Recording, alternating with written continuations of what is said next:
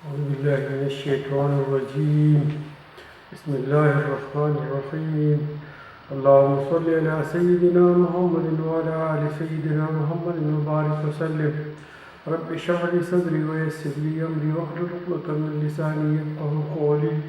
سبحانك لا علم لنا إلا ما علمتنا إنك أنت العليم الحكيم.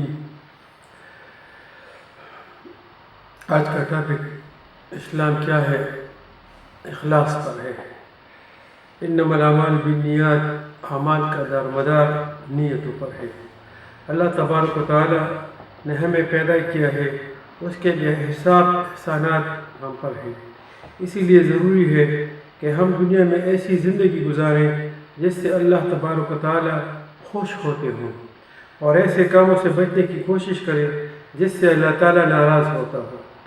اسی لیے ضروری ہے کہ ہر کام کرتے وقت یہ سوچیں کہ اللہ مجھے دیکھ رہا ہے، اللہ سن رہا ہے، اللہ میرے ساتھ ہے۔ ایسی صورت میں ہم ہر گناہ سے بچیں گے، اور ہر نیک کام کرتے وقت اس کے کرنے سے پہلے یہ ارادہ پکا کر لیں کہ یہ کام صرف اور صرف اللہ کی رضا کے لیے کرتا ہوں، تاکہ میرا اللہ مجھ سے راضی ہو جائے۔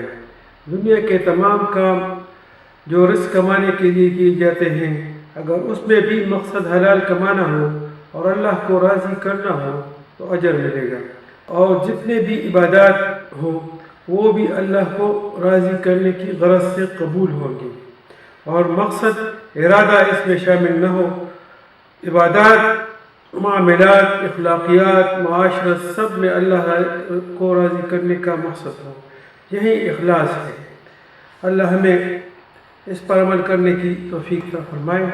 بنی اسرائیل کے 3 آدمی ایک سفر پر جا رہے تھے، راستے میں بارش ہو گئی، انہوں نے ایک غار میں پناہ لی، اور وہ اس میں بیٹھے ہی تھے کہ اچانک ایک بڑا پتھر ان کے اوپر آ گیا اور اس نے غار کا راستہ بند کر دیا۔ پتھر بہت بڑا تھا اور وہ حرکت نہیں کر رہا تھا۔ پھر تینوں اللہ کی طرف متوجہ ہو گئے، اور تینوں نے اپنے نیک اعمال اللہ کے سامنے پیش کرنے شروع کر دی۔ پہلے نے کہا، ایک دن میں بکریاں چرا کر گھر واپس آ گیا۔ میرا معمول تھا کہ بکریوں کا دودھ دو کر پہلے اپنے والدین کو دیا کرتا تھا، اس کے بعد اپنے بچوں کو دیا کرتا تھا۔ میں نے جب دودھ دویا اور پیالہ لے کر اپنی والدہ کے پاس گیا تو وہ سو گئی تھی۔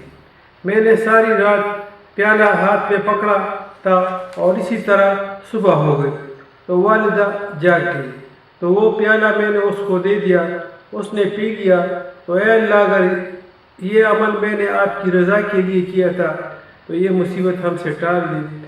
اس کے کہنے پر وہ پتھر تھوڑا سا سرک گیا۔ پھر دوسرے نے اللہ کے سامنے اپنا عمل پیش کیا کہ اے اللہ، ایک دفعہ ایک آدمی میرے پاس بکریاں چرایا کرتا تھا، اس کے کچھ پیسے میرے ذمے تھے، اس دوران وہ آدمی چلا گیا۔ میں نے اس کے پیسوں سے اس کے لیے بکریاں خریدی، اور اللہ نے اس میں برکت ڈال دی، اور اسی طرح بکریاں بہت زیادہ ہو گئی، تو میں نے وہ تمام ریوڑ اس کو دے دیا۔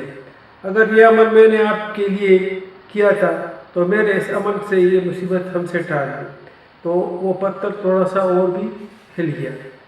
پھر تیسرے نے اپنا عمل اللہ کو پیش کیا کہ اے اللہ، آپ کو معلوم ہے کہ میں اپنے ایک رشتہ دار عورت پر فریفتہ تھا، لیکن وہ میرے قابو میں نہیں آ رہی تھی۔ ایک دن وہ عورت کچھ رقم لینے کے لیے میرے پاس آئی، میں نے وہ شرط رکھ دیا، وہ مجبور تھی، وہ راضی ہو گئی، اور جب میں اس کے نزدیک ہو گیا تو وہ کانپنے لگی۔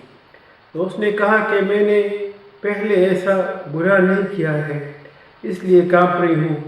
تو میں نے اس کو وہ رقم بھی دے دی اور اس کو چھوڑ بھی دیا۔ اے اللہ، اگر میں نے یہ عمل آپ کی رضا کے لیے کیا ہو تو ہمیں اس مصیبت سے نجات دلانا۔ اور وہ پتھر دور ہو گیا، اور وہ تینوں ساتھی جو ہے وہ غار سے نکل آئے۔ تو یہ نیک اعمال کا نتیجہ تھا۔